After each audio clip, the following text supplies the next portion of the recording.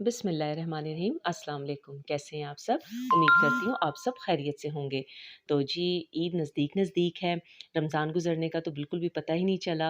अल्लाह ताला हम सब की बातों को, रोज़ों को कबूल फ़रमाए। तो मीठी ईद की मीठी खुशी में आपके लिए आज बहुत ज़बरदस्त किस्म का मैं केक लेके आई हूँ। इसे ज़रूर ट्राई कीजिएगा, बेहतरीन रेसिपी है। इवन जो स्टार्ट कर रहे हैं बेकिंग, वो भी इसे आसानी के साथ बना सकते हैं क्योंकि मैंने स्टेप बाय स्टेप सारा कुछ इसमें बताया है। इसे जी स्ट्रॉबेरी शॉर्टकट केक भी कहते हैं और इसे स्ट्रॉबेरी नेकेड केक भी कहा जाता है क्योंकि इसमें फ्रॉस्टिंग कम से कम होती है। तो बेहतरीन केक है, ज़रूर ट्राई करें।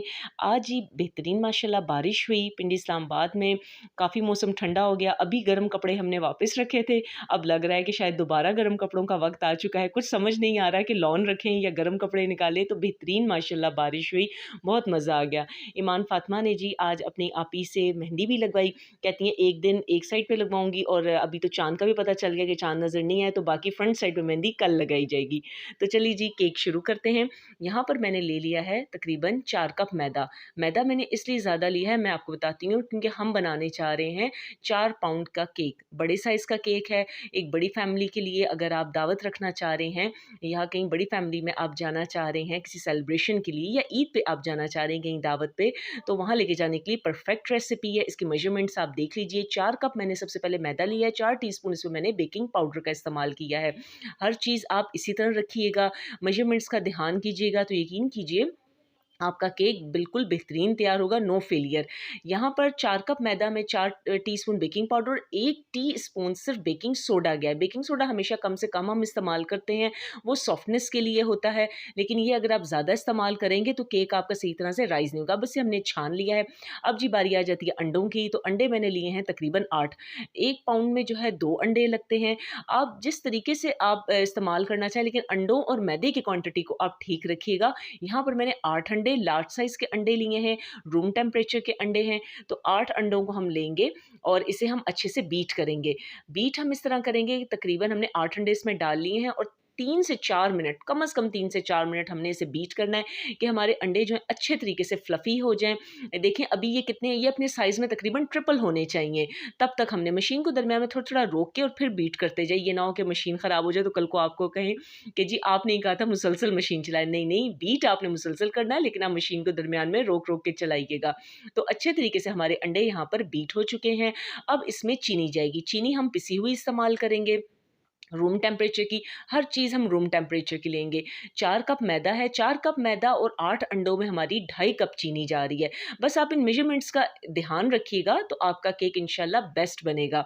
2.5 कप चीनी है, लेकिन मैंने एक साथ से सारी 2.5 कप एक साथ नहीं डाली। 2.5 कप मैंने नाप के साथ रख ली थी और थोड़ी-थोड़ी करके मैं अंडों में शामिल करती जा रही हूँ और साथ-साथ बीट करती जा रही हूँ। अब हमने इन चीनी और अंडों को इतना बीट करना है कि इसका टेक्सचर फ्लफ़ी सा बन जाए और ये क्रीमी टेक्सचर आ जाए और व्हाइटिश इसकी लुक आ जाए, क्रीमी सी इसकी लुक आ जाए। तो ये देखें तकरीबन 4 मिनट तक बीट करने के बाद एकदम से य इसका मतलब है कि हमारे जो अंडे हैं और चीनी वो यकजान हो चुके हैं। अब यहाँ पर हम शामिल कर रहे हैं स्ट्रॉबेरी एसेंस। अगर क्योंकि हमारा स्ट्रॉबेरी केक है इसलिए हम स्ट्रॉबेरी एसेंस शामिल, अगर स्ट्रॉबेरी एसेंस नहीं है तो कोई मसला नहीं, आप वनीला एसेंस भी यूज़ कर सकते हैं। 2 टीस्पून मैंने स्ट्रॉबेरी एसेंस डाला है। यहाँ पर हमारे पास ऑयल है। ऑयल मैं इसमें शामिल कर रही हूँ 1 कप जितना। 1 कप ऑयल है। ऑयल और स्ट्रॉबेरी एसेंस डाल के अब तकरीबन हम इसे बीट करेंगे 2 से 3 मिनट के लिए। अच्छी सी बीटिंग करनी है और टेक्सचर देखें इस तरीके से हमारा होना चाहिए, सॉफ्ट सा, क्रीमी सा और व्हाइटिश सा इसकी लुक होनी चाहिए। तो आपको यहीं से अंदाज़ा होने लग जाएगा, बिल्कुल ऐसे पानी की तरह पतला भी ना हो और इतना ही घना होना चाहिए। तो यहाँ पर 2 से 3 मिनट बीट करने के बाद यहाँ जो हमारे पास 4 कप मैदा, बेकिंग पाउडर, बेकिंग सोडा का मिक्सचर था, पहले मैं हाफ़ डालूँगी इसको, आधा मिक्सचर ये डालूँगी और मिक्स हमने स्पैचुला से करना है। और साथ ही ये नीम गर्म दूध है 1 बड़े मग जितना, तो थोड़ा-थोड़ा करके, कभी पूरा डल जाता है, कभी थोड़ा, ये आपके टेक्सचर और बीटिंग के ऊपर होता है, तो हमेशा थोड़ा-थोड़ा करके दूध ऐड करेंगे और आधा मैदा अभी डाला और आधा मैदा हम दोबारा। क्लॉकवाइज़ आपने इसको स्पैचुला से घुमाना है। मिक्सिंग में आपने तेज़ी बिल्कुल नहीं करनी, उल्टे-सीधे चमचे बिल्कुल नहीं चलाने, वरना ये होगा केक आपका एकदम से बैठ जाएगा और सही तरह से वो बेक होके राइज़ नहीं होगा। अब जो बाकी बचा हुआ मैदा था मैंने इसमें वो शामिल कर लिया है। मेरा एक जो मग था दूध का वो तकरीबन पूरा इसमें गया है और नीम गर्म दूध है, तेज़ गर्म भी नहीं है और ठंडा भी नहीं है। अब इसे अच्छे से मिक्स कर लीजिए। तो यहाँ पर जो है हमारा मिक्सचर जो है ये अच्छी तरीके से मिक्स हो चुका है। तो देखिए माशाल्लाह इसकी कंसिस्टेंसी ऐसी होनी चाहिए, ना ये वाटरी सा होना चाहिए, ना ये घना होना चाहिए। यहाँ पर मैं अपना जो है मोल्ड ले लेती हूँ। ये तकरीबन 4 पाउंड का जो है मोल्ड है मेरे पास, रेक्टेंगल शेप में है। आप किसी भी शेप में ले सकते हैं। अगर आप 2 पाउंड में बनाना चाहें तो आप इसकी क्वांटिटी को हाफ़ कर लीजिए, कोई मसला नहीं है। सबसे पहले जो हमारा मोल्ड है उसको हम ग्रीस करेंगे ऑयल के साथ। दूसरी तरफ मैंने कुकिंग रेंज को जो है प्री हीट होने के लिए लगा दिया है, चूल्हा उसका जला दिया है और कुकिंग रेंज आहिस्ता-आहिस्ता गर्म होता चला, दरमियानी आँच के ऊपर तकरीबन 180 डिग्री पे मैंने उसको ऑन कर दिया है और 20 मिनट तक वो ऑन होके अच्छे से प्री हीट हो जाएगा, तब हम अपना केक उसमें डालेंगे। ये मेरे पास जी बटर पेपर है। आपको मैंने बटर पेपर कट करने का तरीका बताया था। मेरी जो वनीला फ्रॉस्टिंग क्रीम की जो केक की रेसिपी है मेरे चैनल पे, उसमें बताया था कि बैक साइड के मोल्ड पे हमेशा आप बटर पेपर रखें और उससे कट करके फिर आप दरमियान में इसको रख दें और इसको भी ऑयल के साथ हम अच्छे से ग्रीस कर लेंगे। इससे ये होता है कि जब हम बटर पेपर केक के ऊपर से उतारते हैं तो केक आसानी से बटर पेपर को छोड़ देता है, केक टूटता भी नहीं है, ना ही मोल्ड के साथ वो चिपकता है। तो ये आपकी आसानी और सहूलत के लिए ये आप देख लीजिए, लेकिन ये है कि ग्रीस आप मोल्ड को और बटर पेपर को ज़रूर कीजिएगा। अब हम क्या करेंगे कि जो हमारा केक का बैटर है उसे एक दफ़ा जब भी हम डालते हैं मोल्ड में, इसे दोबारा से एक दफ़ा चमचे से अब स्पैचुला से अच्छे से मिक्स कर लें। अब अपने मोल्ड को जो है सेट करें नीचे और बैटर को आराम से डाल लें। सारा बैटर हम इसमें पोर करेंगे, थोड़ा-थोड़ा करके मैंने अभी इसलिए डाला है ताकि अपनी जगह पकड़ ले, ये एक साइड पे सारा फैल, वरना दरमियान में ये एकदम से सारा ना ये बैठ जाए। थोड़ा-थोड़ा साइडों पे भी चला जाए, फिर मैं सारा इसके अंदर डाल दूँगी। अब ये है कि ये सारा बैटर जो है हमारा मोल्ड में जा चुका है और इसको अब हम क्या करेंगे कि 3 दफ़ा काउंटर पे टैप करेंगे। हल्के से हाथ से काउंटर पे इसको छोड़ेंगे और हल्के से, ये ना ऊपर से नीचे तक छोड़ें तो सारा बैटर गया। इस तरह ये होगा, इसकी एयर निकल जाएगी। अब हमारा ओवन अच्छे से प्री हीट हो चुका है। अब मैं इसको ओवन में डाल दूँगी और तकरीबन 40 से 45 मिनट इसको लगेंगे। आधे घंटे से पहले आपने ओवन खोल के इसको चेक बिल्कुल भी नहीं करना और मैंने तकरीबन ठीक 40 से 45 मिनट बाद ही इसको ओपन किया है कुकिंग रेंज को। तो देखिए माशाल्लाह किस कदर ज़बरदस्त हमारा केक जो है बेक हो चुका है। हल्के से हाथ से मैंने इसको टच किया, मैंने कोई प्रिक नहीं किया, क्योंकि प्रिक करो तो एकदम से इसमें एयर भी निकल जाती है। आपको खुद ही अंदाज़ा हो जाएगा, हल्का सा हाथ टच करेंगे तो बाउंस बैक होगा, तो इसका मतलब है कि आपका केक बेक हो चुका है। और आपको नज़र भी, अगर कच्चापन होता है तो केक दरमियान में से हिल रहा होता है और कच्चापन सामने नज़र आ रहा होता है। तो यहाँ देखिए माशाल्लाह हमारा बेहतरीन सा केक जो है बेक हो चुका है, क्योंकि हमने अंडों की क्वांटिटी अच्छी रखी है, मैदा बराबर है, इसलिए हमारा बेहतरीन जो है केक सिंपल, अभी तो ये सिंपल स्ट्रॉबेरी केक बना है, ये तैयार जो फ्रॉस्टिंग अभी हम करेंगे। नाइफ से मैंने इसकी साइड से इसको कट करके अब हम इसे एक ट्रे में निकाल लेंगे, आराम से निकालेंगे, आराम से नाइफ की नोक से हमने इसकी साइड्स को कट किया है ताकि अपना पेंदा छोड़ दे। अब हल्के हाथ से उसे टैप करके अब इसे किसी ट्रे में निकाल दीजिए। अब इसका जो बटर पेपर रिमूव करना है वो भी आपने तसल्ली और सुकून से करना है। ये नहीं करना कि एक कोने से पकड़ के पूरा आपने ज़ोर से खींच लेना है, नहीं। इस तरह क्या होगा कि केक आपका नाज़ुक होता है, क्योंकि केक को मैंने तकरीबन 1 घंटा ओवन से निकालने, कुकिंग रेंज से निकालने के बाद ठंडा होने के लिए रूम टेम्परेचर पे रख दिया था। अभी ये ठंडा केक है, गरम केक को बिल्कुल छेड़ने की कोशिश ना कीजिएगा वरना 2 टुकड़े हो जाएगा। तो ये रूम टेम देखिए कितना अच्छा माशाल्लाह इसका टेक्सचर बना है और कितना ये हेल्दी और फ्लफी सा हमारा केक तैयार हो चुका है। तो अब हमने आराम-आराम से मुख्तलिफ टुकड़ों की सूरत में जो है अपने बटर पेपर को कट कर लिया, अपने हाथों से आहिस्ता-आहिस्ता उतार लिया है। अब हम क्या करेंगे कि सेंटर में से अपने केक को कट करके 2 हिस्सों में तकसीम करेंगे। इसकी फिलिंग बनाने के लिए, क्योंकि हम ये नेकेड केक बना रहे हैं, शॉर्टकट केक बना रहे हैं, ये उन लोगों का केक पसंदीदा होता है मेरी तरह, जिनको ज़्यादा क्रीम फ्रॉस्टिंग पसंद नहीं होती। ये वो बनाएँ तो उनको बहुत पसंद है, क्योंकि इसमें ज़्यादा क्रीमी नहीं होता, लेकिन थोड़ा बहुत क्रीम होता है, थोड़ा बहुत ये केक का फ्लेवर आता है, फ्रूट्स का फ्लेवर आता है, तो बड़ा ही मज़ेदार ये केक बनता है। इसे आप ईद पे ज़रूर ट्राई कीजिएगा और यकीन कीजिए कि सब इस केक को बहुत पसंद करेंगे इंशाल्लाह। तो दरमियान में से आहिस्ता-आहिस्ता नाइफ़ लेके आपने साइड से इसको कट कर लेना है। पहले मैंने छोटी नाइफ़ का इस्तेमाल किया, अब जब ज़रा-ज़रा सेंटर में से भी इसको मैंने अलग-अलग पार्ट्स को करना है, तो एक बड़ी नाइफ़ लेके आराम से मैं सेंटर से इसको गुज़ार लूँगी, लेकिन आराम से ये काम करना है। तो देखिए माशाल्लाह बगैर टूटे दरमियान में से भी ये केक अलग-अलग हो चुका है। तो ये देखिए माशाल्लाह सुभान अल्लाह किस कदर खूबसूरत हमारे केक का लुक आ चुका है। अभी मैंने साइड पे रख देंगे। यहाँ पर मेरे पास जो है व्हिप क्रीम है, ये स्ट्रॉबेरी व्हिप क्रीम है मेरे पास। बाउल को भी जो है जिसमें हम ये भी करेंगे, बीट करेंगे, इसको मैंने फ्रीज़र में रख दिया, डीप फ्रीज़र में रख दिया था ठंडा होने के लिए। मेरा ये बाउल भी ठंडा है, क्योंकि गर्मियों में व्हिप क्रीम को व्हिप करना बड़ा मुश्किल काम हो जाता है।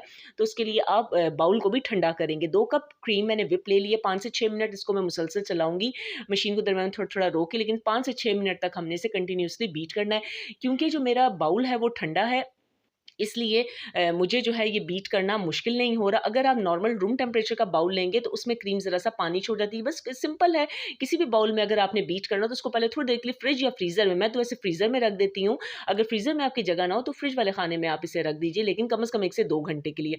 अब क्रीम को हम बीट करेंगे। यहाँ तकरीबन हमने क्रीम को बीट किया तो देखिए इसका कलर भी थोड़ा लाइट हो चुका है और आहिस्ता-आहिस्ता ये स्टिफ पीक्स बनते जा रहे हैं। अब हम इसको चेक किस तरह करेंगे कि स्पैचुला के साथ हम इसको लगाएँगे और हम इसको स्पैचुला को उल्टा करके देखेंगे। अगर जब उल्टा करेंगे और क्रीम नहीं गिरेगी, इट मीन्स कि हमारी क्रीम अच्छे से व्हिप हो चुकी है। ये हमारी स्ट्रॉबेरी क्रीम थी, क्रीम हमारी तैयार हो चुकी है। अब जी बारी आ जाती है सम्बलिंग की। एक खूबसूरत सी ट्रे लेंगे कि जिसमें हमने इसको सर्व करना है। अब हमने जब सर्व करना है तो सबसे पहले नीचे जो हम पार्ट रख रहे हैं ये केक का ऊपर वाला हिस्सा था, इसको हम रख रहे हैं। सबसे पहले ऊपर वाला जो केक का पार्ट था उसको हमने सीधा करके नीचे रख दिया है। अब केक मॉइस्ट होना चाहिए। यहाँ पर आप जो है वो कॉकटेल का जो जूस होता है वो भी इस्तेमाल कर सकते हैं। अब जबकि मैंने कॉकटेल का नहीं इस्तेमाल किया तो बेहतरीन है कि आप सिंपल दूध का भी इस्तेमाल कर सकते हैं। दूध आप अच्छे तरीके से इसके ऊपर डालेंगे इसको मॉइस्ट करने के लिए। थोड़ा-सा मैंने अभी डाला है और अब मैं आपको बता रही हूँ एक स्टार नोज़ल है जो कि आराम से बेकिंग शॉप्स वगैरह से सब कुछ मिल जाती है। पिंडी में भी आसानी से सब चीज़ें मिल जाती हैं। पहले बहुत मुश्किल हुआ करती थी। मुझे कराची से अपनी कज़िन से, मेरी बड़ी प्यारी सी कज़िन्स हैं, वो उन्हें मैं एक दफ़ा कहा करती थी तो वो मुझे भेज दिया करती थी। शुक्रिया आपका भी कि आपने मेरी बड़ी हेल्प की। मेरी बड़ी प्यारी सी कज़िन है कराची में, तो उसकी वज़ह से काफ़ी मेरे पास ये चीज़ें आ गईं, वरना शुरू-शुरू में पिंडी में ये चीज़ें मिलना बहुत मुश्किल होता था। अब तो माशाल्लाह आसानी से सदर में आपको ये मिल जाएँगी। सदर छोटा बाज़ार जो है वहाँ से आपको आसानी के साथ ये पाइपिंग बैग्स और हर चीज़ मिल जाएगी। इवन ऑनलाइन भी अब तो हर चीज़ मिल जाती है। आप दराज़ से भी इसको ऑर्डर कर सकते हैं, मिल जाता है आपको सब कुछ। तो यहाँ पर अब मैंने पाइपिंग बैग लिया है, उसके अंदर मैंने अपनी स्टार नोज़ल डाली है और व्हिपिंग क्रीम थी वो मैंने डाल दी है। अब हम क्या करेंगे कि सिंपल तरीके से क्रीम नहीं लगाएँगे, हम इसके किनारों पे जो है स्टार जो नोज़ल थी उससे हम स्टार फ्लावर्स बना लेंगे और जो हम फ्लावर बनाएँगे ऐसे बैठे हुए नहीं बनाएँगे, थोड़े से ऊँचाई की सूरत में बनाएँगे। आप मेरे हाथों की मूवमेंट देखिए कि मैं किस तरीके से शेप दे रही हूँ फ्लावर की, कि मैं इसको एक सिंपल तरीके से भी फ्लावर बनते हैं जो ऐसे बस नीचे की तरफ होते हैं, लेकिन मैं ऊपर इसका उभार देके एक आखिर में भी एक स्टार सा बना रही हूँ, क्योंकि हमने जो है इसके ऊपर केक का दूसरा पार्ट रखना है। तो दरमियान में हमने जो है इसको इस तरह हाइट देनी है इन फ्लावर्स की वजह से। जितनी अच्छी क्रीम व्हिप होगी हमारी उतना अच्छा हमारे केक की हाइट आएगी। तो मैंने अच्छे तरीके से टाइट क्रीम जो है व्हिप की है। ये बेकिंग में इसको इस तरीके से कहा जाता है कि अच्छे से आपने इसको व्हिप करना है ताकि हमारी अच्छे से सेट हो जाए क्रीम। अब मैंने सारी तरफ जो है ये फ्लावर्स बना लिए हैं। दरमियान में मैं क्या करूँगी कि सेंटर फिलिंग कर दूँगी मैं इसकी। आप स्पून से भी इसकी फिलिंग कर सकते हैं। लेकिन ये है कि पाइपिंग बैग में जब क्रीम डली हुई थी तो सहूलत के साथ बस आप सिंपल सी सीधी लाइन्स बना दीजिए, तो ये आपकी फिलिंग होगी। इसको स्प्रेड करने की भी ज़रूरत नहीं है, क्योंकि सिंपल लाइन्स जो इसके दरमियान में आ रही हैं वो फिर ये कि सारा आपका सेंटर फिल्ड हो जाएगा क्रीम के साथ, क्योंकि हमने इसकी सेंटर फिलिंग भी करनी है। तो इसीलिए मैं सारी क्रीम को इस तरीके से इस पे लगाती जा रही हूँ। क्रीम अगर बैग में ख़त्म हो जाए तो आप दोबारा से अपनी स्पून के साथ पाइपिंग बैग के अंदर क्रीम डाल सकते हैं। तो यहाँ पर जो है मैंने अच्छे तरीके से इसकी सेंटर फिलिंग कर ली है। अब जी मेरे पास आ गई हैं फ्रेश स्ट्रॉबेरीज़। ये तकरीबन होंगी 200 ग्राम जितनी होंगी स्ट्रॉबेरीज़। तो मैंने इन्हें अच्छे से चॉप्ड कर लिया है, धो के, खुश करके, और फिर मैंने बारीक-बारीक चॉप्ड कर लिया है, क्योंकि हमारी सेंटर फिलिंग है। इस कदर ये लज़ीज़ आपका केक बनता है और इसकी फिलिंग इतनी टेस्टी बनती है कि आप ज़रूर इसको ट्राई करने पे मजबूर हो जाएँगे ईद पे। दावतों में ट्रेडिशनल मीठों के साथ-साथ आप अगर केक्स वग़ैरह भी रखें, तो एक तो देखने में भी बहुत खूबसूरत लगता है और होता है कि जी आपने तो बड़ी मेहनत से और बड़ा अच्छे तरीके से बनाया। लेकिन देखें कितना सिंपल तरीके से हम कितनी अच्छी चीज़ें बना सकते हैं। स्पेशली हमारे बच्चे बहुत खुश हो जाते हैं इन छोटी-छोटी चीज़ों से। जो बाहर की चीज़ें उनको अट्रैक्ट करती हैं, तो ज़रूरत ही नहीं बाहर से डबल प्राइस में आपको चीज़ देने की। आप घर में ही अच्छी और हेल्दी चीज़ आप इनको बना के दे सकते हैं, और बाहर की वो क्वालिटी और टेस्ट भी नहीं होता जो कि आपके अपने घर की चीज़ का टेस्ट होता है। तो मैंने सारी अच्छी सी फिलिंग जो है भर के इसमें कर दी है। सब मैंने फिलिंग थोड़ी-सी मैंने जो है स्ट्रॉबेरी चॉप जो थी वो मैंने अब बचा ली हैं, क्योंकि हम इसको बाद में इस्तेमाल करेंगे। अब यहाँ पे मेरी सारी फिलिंग अच्छे से सेट हो गई है।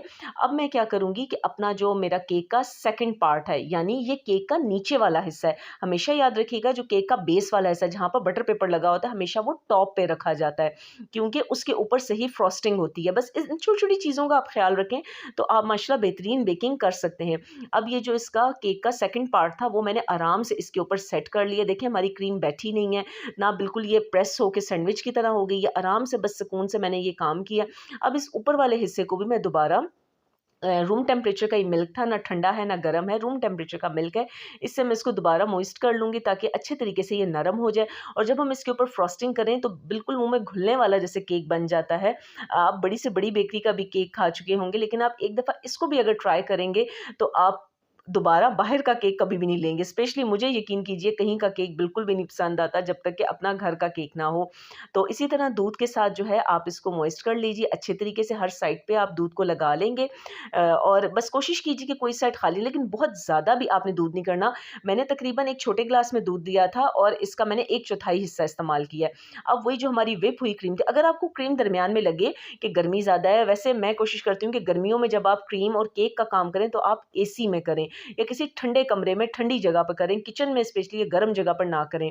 तो अभी हमारे यहाँ तो बड़ी ज़बरदस्त सी बारिश हुई थी, तो इस वजह से ठंडा मौसम है तो मैं यहाँ पर ये क्रीम वर्क कर रही हूँ, वरना अमूमन मैं एसी में ये काम करती हूँ क्योंकि ये मेल्ट होने का इसका ख़तरा होता है रूम टेम्परेचर पे या इवन ये 25 से 28 डिग्री से जब ऊपर चला जाता है तो क्रीम आपकी नरम होना शुरू हो जाती है। अगर दरमियान में आपको लगे क्रीम नरम हो रही है, आप बीटर से इसको दोबारा 1 से 2 मिनट बीट करें और फिर उसके बाद इस्तेमाल इस क्रीम को करें।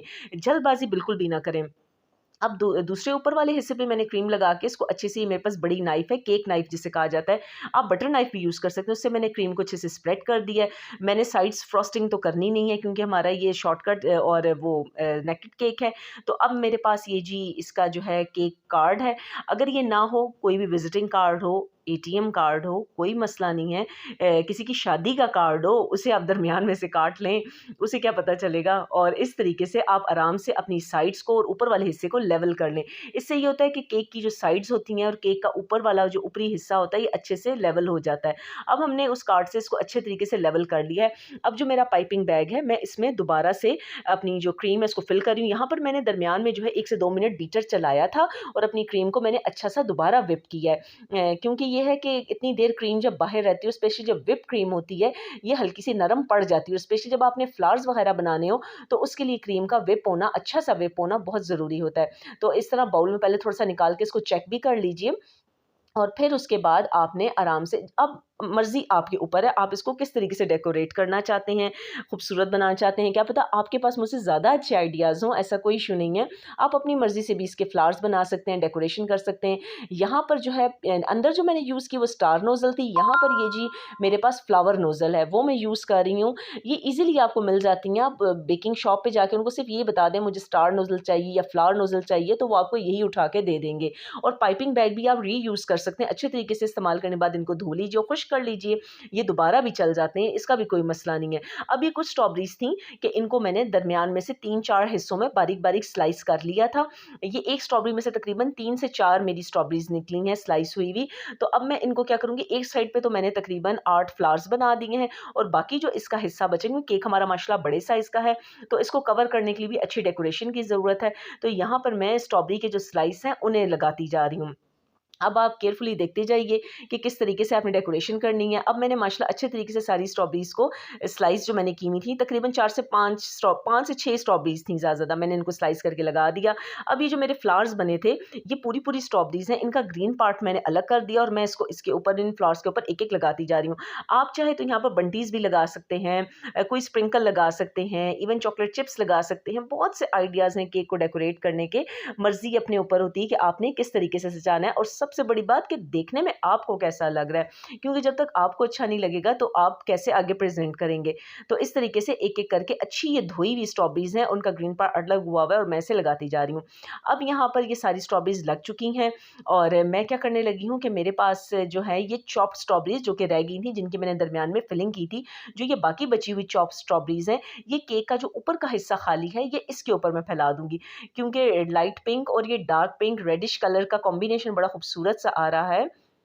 और स्पेशली मैं ये जो केक बना रही हूँ, वहाँ ज़्यादा बच्चों ने सबने एन्जॉय करना है, तो बच्चों की खातिर मैंने इसको ज़रा ज़्यादा डेकोरेट किया है। तो यहाँ पर हम जो मिंट लीफ है, हम उसके साथ इसको डेकोर करेंगे।